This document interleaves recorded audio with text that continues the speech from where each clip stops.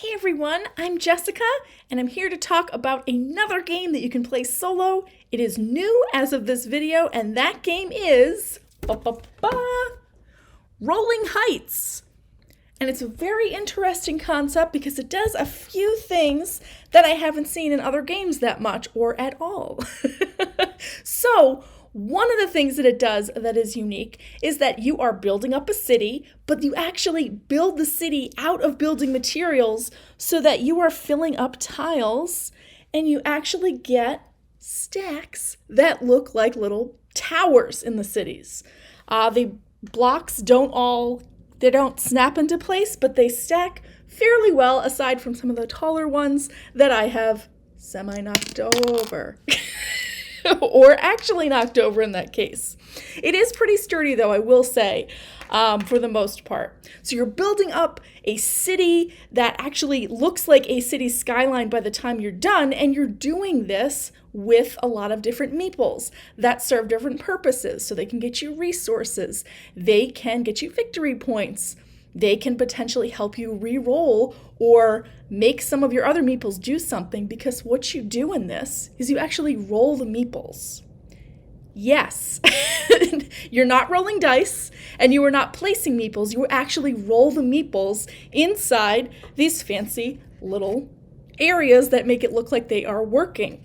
So if they are lying down flat, they are exhausted, they don't do anything. If they land on their side though, that means that they are working steady, so they get something from it. And if they land standing up, like you usually see meeples, you actually get a little bit of a bonus because they are working hard. So that'll usually be double the resources. So instead of getting one, you'll get two. And the resources are really just those building materials that form the city as you build it. And there are all different types of tiles. There are level 1 and level 2 tiles. So just to take a look at what some of those look like, here's some level 1s. So they're pretty easy. This is just telling me I need 1 glass and 2 wood. And I will have the Eames Estate will be out there. You get victory points at the bottom, and then you will typically have a reward. This one lets me choose between a pink meeple or a clear architect meeple, and that one gets glass. So that's helpful. It's another one. There's another one in a residential area. That one just needs, that's not going to look like a city skyline. That's just going to be 3 blocks individually placed around there. But the level 1s, again, are not really designed to be the ones that create these really cool towers and everything that you'll see. These are the ones that kind of help you as you start out, gather more meeples to eventually get more resources and different types of resources in order to build more. So that's just an example of some of the level 1 tiles. Level 2 tiles are pretty cool too. So a couple of those, they may not look as exciting, but again, you can see that's a stack of 4 that's going to get a little bit taller. And then you'll get some cool ones that take a lot to actually complete them, but that one's going to have a stack of 7 steel right there, which is really cool to look at. And it really does, when you're done, show what looks like a little mini city that you're looking down on from kind of an aerial view. And it looks really cool. And I really like that this is sort of a unique way of putting together a city builder, because again, that's not always the case. I love building cities, but I haven't found a game that really gives me that feeling of, hey, I made this city. I didn't just, put out some tiles and do some stuff. It looks like a city at the end.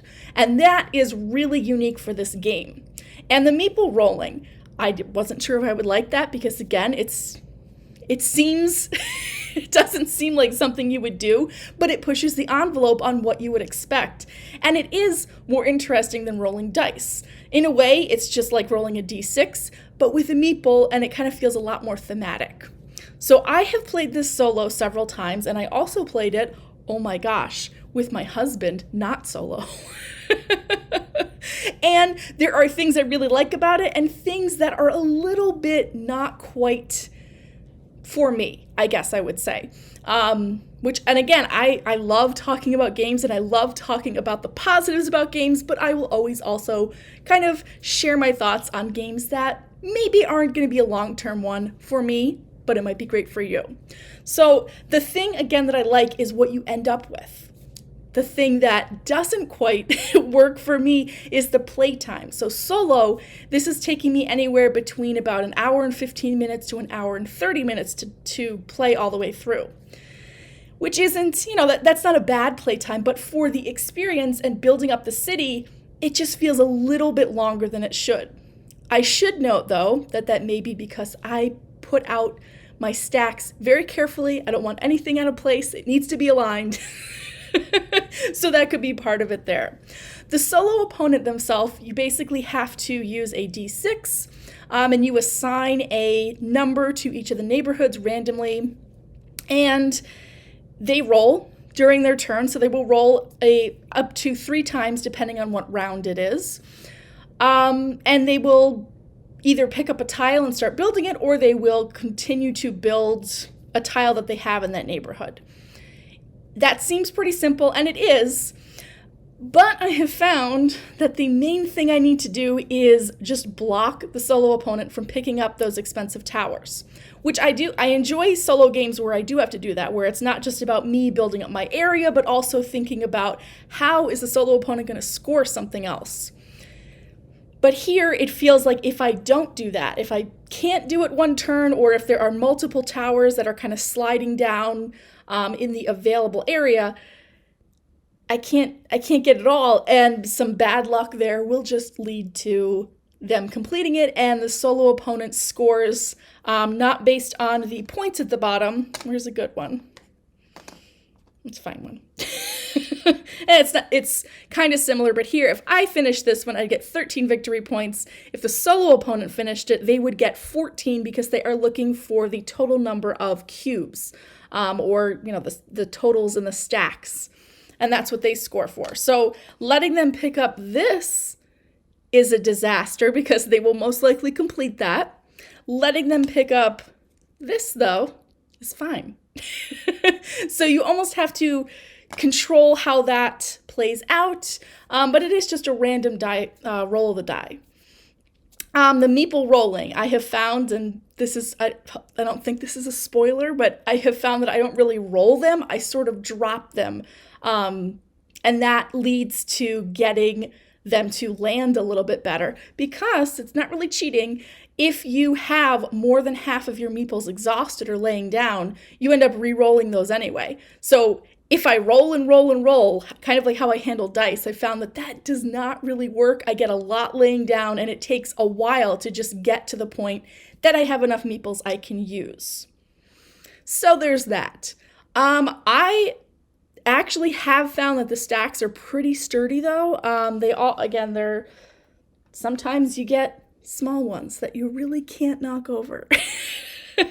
And it does look like different building materials. I've only knocked over one of these, so I do think that they're pretty sturdy.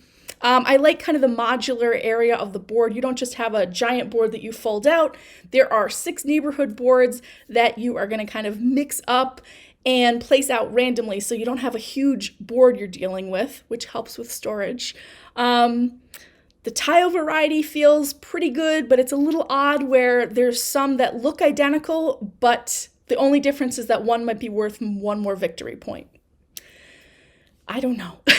You got to get lucky to try to get those ones versus the ones that are just worth a little bit less. It is definitely challenging, the solo mode. I have had a lot of problems winning. I think I did it once out of 4 tries, which was great and fun, but I feel like I am enjoying how it looks at the end, how I have created a city at the end. And then the other thing, which I know is so random, in the Kickstarter edition, which I have, and I think this is going to be available separately, it comes with this guy, which is for the Angry Ape Smash minigame. And no joke, after you have completed a play, rather than just cleaning up the entire area, you can actually have this go out there and play a very quick game that takes a matter of minutes of the ape, and we know what that represents. That's like King Kong right there. Destroying the city, or trying to destroy it while the city tries to defend itself. And it is oddly fun knocking everything over at the end after being so careful. But yeah, I've enjoyed it. It doesn't feel like a game that I may play forever. I don't know if it has a long-term place on my shelf in my collection, and that's okay. What I really appreciate though is that this is pushing the boundaries a little bit of creating something that I haven't seen before with that vertical. You really get a city when you're done. So like actually creating something as you're playing the game, and also the whole idea with rolling meeples, which again, I was like, that doesn't make any sense, but it actually does feel fun and it feels thematic. So I love seeing new ideas in games, even if it's in a game that maybe isn't going to be something that I love forever, but I have enjoyed a lot of my plays. Again, there have been some issues here and there, but again, it's fun. And it's really, really cool to see that final city. So that is what I have been playing lately. I think it has been, it's definitely got its good points. Rolling heights, and it's all in the name there. You're rolling meeples, and the heights, you're building up that city. So that is everything I think I have for that one. As always, thanks so much for watching, and take care. Bye!